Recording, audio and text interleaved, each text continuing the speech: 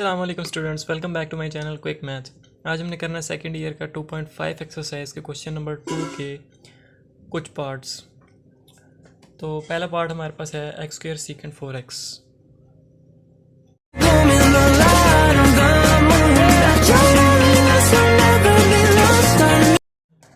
Late y is equals to x square secant 4x। y के equal add कर लिया। उसके बाद क्या करना होता है, हमने डेरिवेटिव लेना होता है। दोनों साइड पे डेरिवेटिव लेंगे। इधर क्या बनेगा, dy/dx। अब बेसिक तो पता लग गई होंगी आपको। इधर दो टर्म्स हैं, आपस में मल्टीप्लाई हो रही हैं। जब दो टर्म्स मल्टीप्लाई हो रही हैं तो मल्टीप्लिकेशन वाला फार्मूला लगता है। और फार्मूला कौन सा होता है, पहली टर्म ऐसी रहती है दूसरी का डेरिवेटिव प्लस दूसरी टर्म ऐसी रहती है पहली का डेरिवेटिव। तो इधर मल्टीप्लाई हो रही है तो मल्टीप्लिकेशन वाला फार्मूला लगेगा। फार्मूला लगाते हैं। पहले हम इसको सिंपल लिख लेंगे, डी और D x square into secant 4x। इस तरह लिख लिया simple. D Y over D X is equals to, अब हमने डेरिवेटिव लेना दोनों का।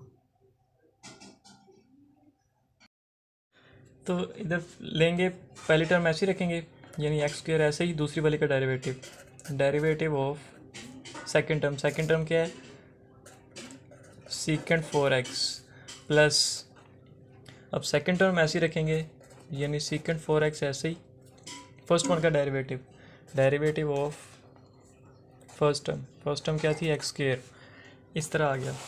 अब D Y over D X is equals to x square remain same, इसी तरह रहेगा। सीकेंट 4x का डेरिवेटिव लेना है। सीकेंट 4x का डेरिवेटिव क्या होता है, क्या आएगा, secant 4x tan x D over D x 4x। अब ये कैसे है वो भी मैं बता देता हूँ। Plus secant 4x as it is, derivative of x square का डेरिवेटिव कैसे लेते थे हम, वो इस तरह लेते थे कि x के ऊपर पावर आ गई है तो पावर शुरू में जाती थी, पावर शुरू में आ गई, पावर में से एक कम करते थे। x की पावर 2 है तो x की पावर 1 हो गई।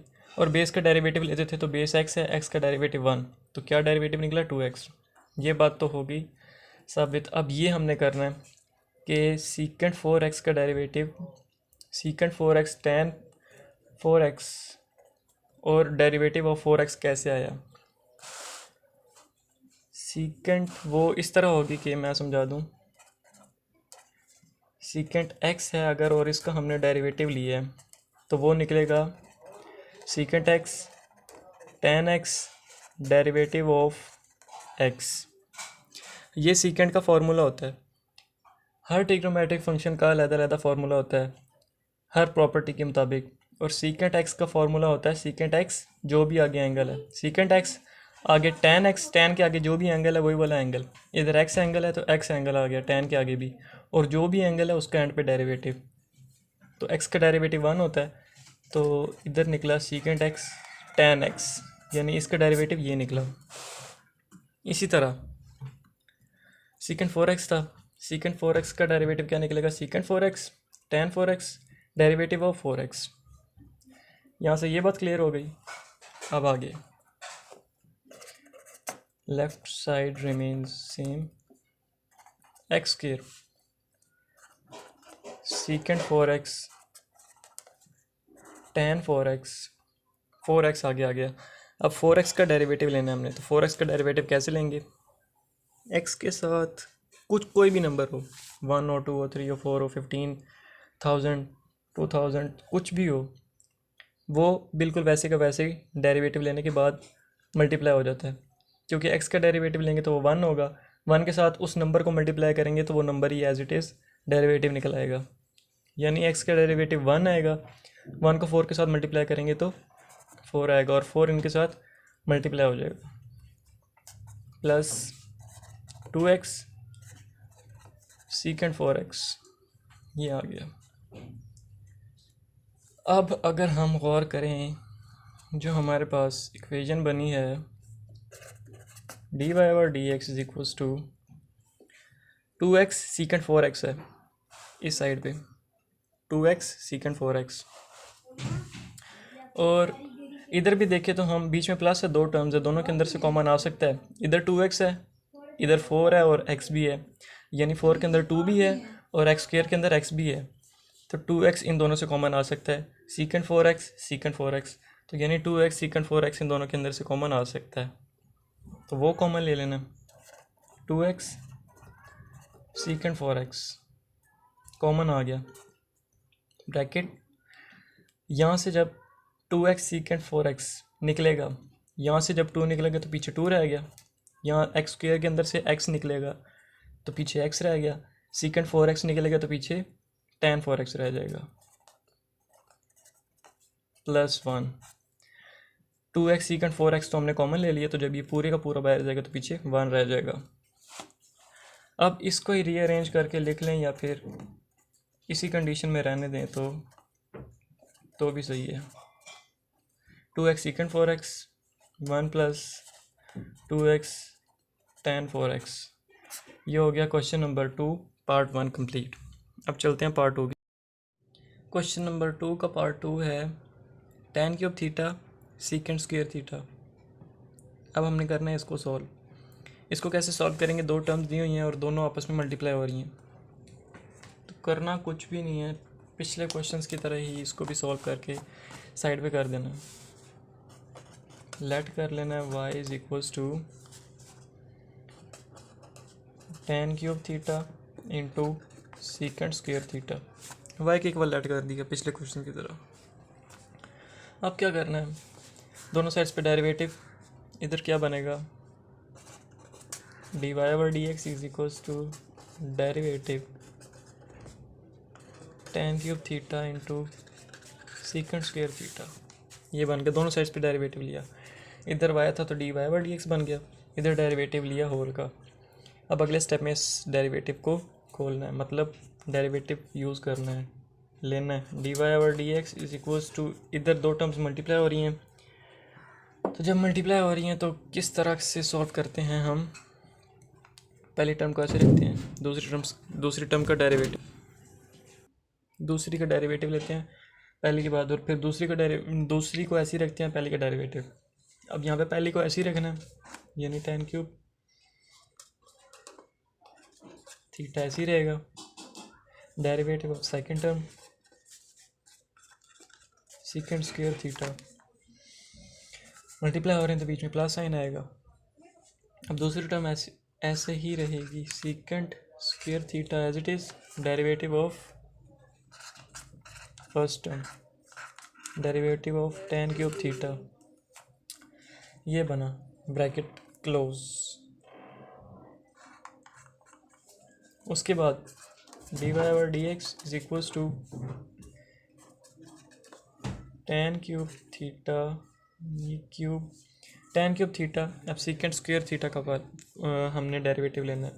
पहले सीकेंट आगे कोई और एंगल था, सीकेंट के ऊपर स्क्वायर नहीं था, अब सीकेंट के ऊपर स्क्वायर आ गया, तो इसको कैसे सॉल्व करते हैं कि पावर शुरू में जाती है, पावर शुरू में आ गई, पावर में से एक कम, सीकेंट स्क्वायर था तो खाली सीकेंट थीटा रह गया, और बेस का डेरिवेटिव, बेस क्या है, सीकेंट थीटा, सीकेंट थीटा का derivative of secant theta plus, अब secant square theta as it is रहेगा, tan³ थीटा का लेना है आप डेरिवेटिव, tan³ थीटा का डेरिवेटिव क्या आएगा, इधर भी हम गौर करें तो tan के ऊपर पावर है, तो एक दफ़े इसको ऐसे लिख लेते हैं डेरिवेटिव, अगली बार लेते हैं जगह, थोड़ा मसला आ गया था। अगले स्टेप में dy/dx = tan³ theta two secant theta. अब सीकेंट थीटा का डेरिवेटिव लेना, सीकेंट थीटा का डेरिवेटिव क्या होता है, एक दफ़ा सीकेंट थीटा, एक दफ़ा tan थीटा, और जो भी एंगल है उसका डेरिवेटिव, एंगल क्या है, थीटा है, d(θ/dx), एंगल का डेरिवेटिव आ गया। पहले हमने एक्स वाली टर्म थी हमारे पास, यानी टेन के आगे एक्स आ रहा था, सीकेंड के आगे एक्स, जो भी पीछे एंगल है उसके पीछे आगे एक्स आ रहा था। अब हमारे पास थीटा आ रहा है, तो पहले हम खाली एक्स के डेरिवेटिव लेते थे तो हमारे पास वन आता था। इसी तरह से जो भी एंगल है उस पहले एक्स एंगल था उसका डेरिवेटिव लेते थे तो वो वन वन आता था, क्योंकि हमने differentiation with respect to x करनी थी। अब हमारे पास थीटा आ रहा है तो इसकी भी डिफ्रेंशिएशन वन होगी, थीटा की भी, जब हम इसका डेरिवेटिव लेंगे। तो वो अगले स्टेप में आएगा प्लस सीकेंड स्क्वायर थीटा। अब इसका लेंगे डेरिवेटिव, डेरिवेटिव लेंगे tan क्यूब थीटा है, tan क्यूब थीटा है तो पावर शुरू में गई, पावर में से एक कम कर दी, 3 थी 2 कर दी। और अब बेस का डेरिवेटिव, बेस क्या है tan theta, derivative of tan theta, ये आ गया। उसके बाद क्या करना है,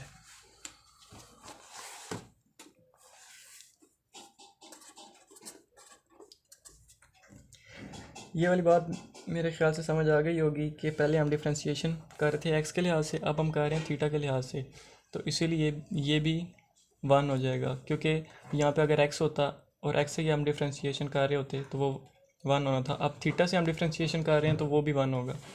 तो tan cube theta 2 secant theta tan theta into 1 plus सीकेंड square theta into 3 tan square theta. अब tan थीटा का डेरिवेटिव लेना, tan थीटा का डेरिवेटिव हर ट्रिग्नोमेट्रिक फंक्शन का, मैंने पहले भी बताया है, डेरिवेटिव अलग अलग होता है। जब सीकेंड का लिया था तो उसका डेरिवेटिव अलग था, अब tan का लेना है तो उसको अलग होगा। tan का डेरिवेटिव होता है सीकेंड square theta into secant square theta, ये बना। अब हमने क्या करना है, अगले स्टेप के अंदर D Y by D X is equals to, ये सारी टर्म्स आपस में मल्टीप्लाई हो रही हैं, 2 सीकेंड के साथ मल्टीप्लाई हो रहा है, 2 को उठा के मैं tan के साथ मल्टीप्लाई कर दूं और 2 tan क्यूब थीटा बनेगा। 2 tan क्यूब थीटा जब सीकेंड थीटा के साथ मल्टीप्लाई होगा तो फिर 2 उसके सीकेंड थीटा के साथ भी आ जाएगा, यानी 2 मैं tan क्यूब थीटा के साथ लिखूं, सीकेंड थीटा के साथ लिखूं, tan के साथ लिखूं तो कोई फ़र्क नहीं पड़ेगा। क्यों फ़र्क नहीं पड़ेगा, आपस में सारी मल्टीप्लाई हो रही हैं। तो tan थीटा और tan थीटा मल्टीप्लाई हो रहे हैं तो क्या होता है, बेसिस सेम हो तो पावर z होती हैं, इधर भी बेस है tan थीटा, इधर भी बेस है tan थीटा, बेसिस सेम हो गई तो पावर z होंगी, इधर पावर 3 है इधर पावर 1 है, तो tan 4 थीटा बना। 2 हमने इसके साथ लगा देना है, सीकेंड थीटा के साथ लगाओ, tan थीटा के साथ लगाओ, tan क्यूब थीटा के साथ, ये tan के साथ, बात एक ही है, मल्टीप्लाई हो रहा है tan 4 थीटा के साथ, secant theta into secant theta, basis same है, secant theta base, power z करेंगे पावर 1 तो सीकेंड स्क्वायर थीटा बना, प्लस यहाँ पे क्या 3 tan square theta into secant square theta, basis same है, सीकेंड थीटा बेस है, पावर z होंगी पावर 2 है, सीकेंड 4 थीटा बनेगा, ये बना। अब हमने क्या करना है, इसके बाद लास्ट टाइम हमारे पास ये बचा था, पेज एंड हो गया तो मैंने वो अगले पेज पे कॉपी किया और उसको ही हम कंटिन्यू करेंगे। हमारे पास बना था 2 tan power 4 theta सीकेंड square theta plus 3 tan square theta सीकेंड power 4 theta. अब हम इन दोनों के अंदर देखें, बीच में प्लस है, इन दोनों के अंदर से कॉमन आएगा कुछ ना कुछ, तो इधर भी tan है, इधर भी tan है, इधर भी सीकेंड है, इधर भी सीकेंड है, तो हम देखेंगे कि लीस्ट पावर कौन सी है। इधर सीकेंड की पावर 4 है, इधर सीकेंड की पावर 2 है, तो हम सीकेंड की पावर 2 कॉमन ले सकते हैं। डी वाई और D X is equals to, secant square common आ सकता है, इधर tan की पावर 4 है, इधर tan की पावर 2 है, तो tan की पावर 2 भी हम कॉमन ले सकते हैं। tan square theta सीकेंड square theta दोनों कॉमन आ गए, यहाँ से जब कॉमन लेंगे तो 2 एज इट इज़ आ जाएगा। tan स्क्वायर थीटा कॉमन लिया तो पीछे tan स्क्वायर थीटा बचेगा, tan की पावर 4 है ना। tan स्क्वायर थीटा जब कॉमन जाएगा, इसकी पावर 4 है तो पीछे 2 तो रह जाएगी, 2 बेशक कॉमन चलेगी तो पीछे 2 रह जाएगी, वो tan square theta as it is आ गया। और सीकेंट थीटा बाहर कॉमन चला गया तो पीछे 1 रह गया, प्लस 3 भी as it is. tan square theta common चला गया बाहर, सीकेंट 4 थीटा, सीकेंट 4 थीटा है, इसके अंदर से सीकेंट स्क्वायर थीटा बाहर चला गया तो पीछे 2 रहेगा, तो सीकेंट स्क्वायर थीटा। ये आ गया हमारे पास क्वेश्चन नंबर 2 पार्ट 2 का आंसर। क्वेश्चन नंबर 2 का थर्ड पार्ट है sin 2 theta minus cos 3 theta का होल स्क्वायर। इसको हमने पिछले क्वेश्चंस की तरह कर लेना। Let y is equals to sin 2 theta minus cos 3 theta का होल स्क्वायर। यहाँ तक हो गया। उसके बाद दोनों साइड्स पे डेरिवेटिव लेना है। इधर डेरिवेटिव निकलेगा dy/dx इज इक्वल्स टू, इसका डेरिवेटिव लेंगे तो डायरेक्ट ले लेते हैं, इसकी ये पावर बन रही है तो इसका डेरिवेटिव कैसे लेंगे, पावर शुरू में जाएगी, 2 शुरू में गया, पावर में से एक कम करेंगे, secant 2 theta minus cos 3 theta की पावर 2 थी, पावर 1 हो गई, पावर शुरू में गई, पावर में से एक कम कर दिया, पहले 2 पावर थी अब 1 हो गई। और अब बेस का डेरिवेटिव, यानी बेस क्या थी, secant 2x secant 2 theta minus cos 3 theta bracket close, ये बना। उसके बाद dy/dx is equals to 2 secant 2 theta minus cos 3 theta. अब इसका डेरिवेटिव कैसे लेंगे, सीकेंट का डेरिवेटिव और cos का डेरिवेटिव, ये सीकेंट नहीं है साइन है, मैंने जल्दी में साइन को सीकेंट लिख दिया, ये साइन है, साइन का डेरिवेटिव माइनस cos 3 थीटा का डेरिवेटिव। साइन का डेरिवेटिव हमेशा याद रखना कि साइन का डेरिवेटिव cos होता है, आगे जो भी एंगल है 2 थीटा भी आएगा, और जो भी एंगल है उसका डेरिवेटिव, वो मैं करके बताता हूँ आपको समझ आ जाएगी। यानी साइन थीटा का डेरिवेटिव होता है cos थीटा और डेरिवेटिव ऑफ थीटा, और cos थीटा का डेरिवेटिव होता है माइनस साइन थीटा। तो ब्रैकेट साइन थीटा का डेरिवेटिव cos थीटा, अब आगे एंगल 2 थीटा है तो हम यहाँ पे भी 2 थीटा लगाएंगे, और डेरिवेटिव ऑफ जो भी एंगल है, 2 थीटा एंगल है तो 2 थीटा का डेरिवेटिव, ये हो गया साइन 2 थीटा का derivative minus cos 3 theta. cos 3 theta का डेरिवेटिव होता है माइनस साइन जो भी एंगल है, 3 थीटा एंगल है, 3 थीटा एंगल और उसी एंगल का डेरिवेटिव, 3 थीटा का डेरिवेटिव ब्रैकेट क्लोज।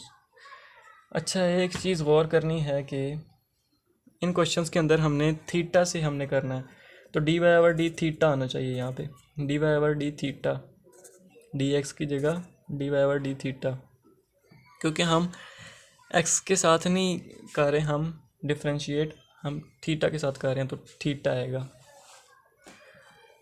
तो ये डेरिवेटिव उसका निकल आया। अब dy/d theta is equals to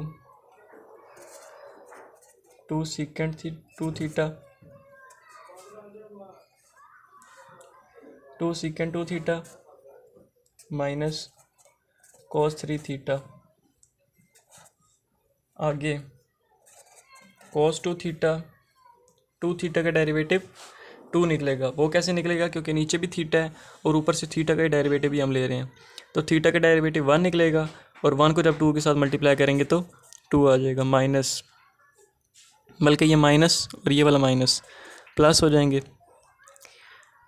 जब प्लस हो गए तो 3 थीटा का डेरिवेटिव लेना है, थीटा का डेरिवेटिव 1 हो गया, 1 3 से मल्टीप्लाई हुआ तो 3 बन गया, और पीछे क्या चीज़ रह गई, sine 3 theta as it is bracket close.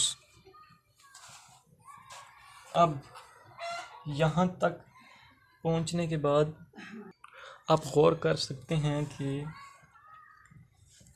ये एंड एस के आगे कोई सोल्यूशन नहीं हो सकता, मल्टीप्लाई कर भी दें तो आगे और मज़ीद इतना ही है। मैं आंसर देख क्वेश्चन नंबर 4 है cos under root x plus under root sine x.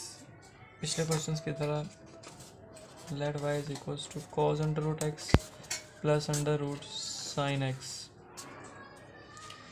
इस तरह आगे आप दोनों साइड्स पे डेरिवेटिव, इधर बना डी वाई और डी एक्स, इधर डेरिवेटिव लेंगे अलग-अलग, D over D X cos under root x plus D over D X under root sine x, इस तरह। उसके बाद D Y over D X is equals to cos under root X. Cos under root x का derivative क्या होता था? Minus sine under root X आएगा, minus sine under root X, और जो भी एंगल है उसका डेरिवेटिव। एंगल क्या है? D over D X, angle under root x है तो अंडर रूट एक्स का डेरिवेटिव प्लस, अब साइन अंडर रूट एक्स का डेरिवेटिव नहीं लेना अभी। साइन अंडर रूट एक्स के ऊपर पावर है, पावर अंडर रूट है तो मतलब पावर है, पावर 1/2 है तो पावर को शुरू में लेके जाना है। पावर शुरू में आई, पावर में से एक कम किया, sine under root x under root sine x, और बेस का डेरिवेटिव, बेस साइन एक्स है, डेरिवेटिव ऑफ साइन एक्स। इसका डेरिवेटिव कैसे लिया? पावर शुरू में 1/2 शुरू में आ गई, पावर में से एक कम, 1/2 थी पावर, एक कम करेंगे तो -1/2, ऊपर -1/2 है, डिनोमिनेटर में आके नेगेटिव पॉजिटिव हो जाएगा, 1/2 बन जाएगी, और 1/2 का डेरिवेटिव 1/2 को हम अंडर रूट लिखें या 1/2 लिखें एक ही बात है। तो पावर शुरू में आई, पावर में से एक कम हुआ और बेस का डेरिवेटिव आ गया। अब D Y over D X is equals to minus under root x का डेरिवेटिव लेना, वो भी ऐसे ही, पावर शुरू में, पावर में से एक कम और बेस का डेरिवेटिव 1 प्लस साइन का डेरिवेटिव क्या होता है? कॉज, साइन का डेरिवेटिव कॉज एक्स आ गया, और आगे एक्स का डेरिवेटिव 1 होता है तो कॉज एक्स रह गया, और डिनोमिनेटर में क्या था? 2 अंडर रूट साइन एक्स। ये इक्वेशन बनी। उसके बाद इसको थोड़ा सिंपल फॉर्म में लिखें, sine under root x over 2 under root x plus cos x over 2 under root sine x. अब हमारे पास ये इक्वेशन बनी है, इधर भी हम बीच में प्लस है, दो टर्म्स हैं, D Y over D X is equals to, दो टर्म्स हैं, इधर भी 1/2 है, इधर भी 1/2 है, इन दोनों के अंदर से 1/2 कॉमन आ जाएगा, इधर से 1/2 कॉमन गया तो पीछे बचेगा minus sine under root x over under root x, plus यहाँ से 1/2 कॉमन गया तो पीछे बचेगा cos x over under root sine x, और ब्रैकेट क्लोज। यहाँ तक हो गया क्वेश्चन नंबर 1 का पार्ट 4, और क्वेश्चन नंबर 2 भी कंप्लीट।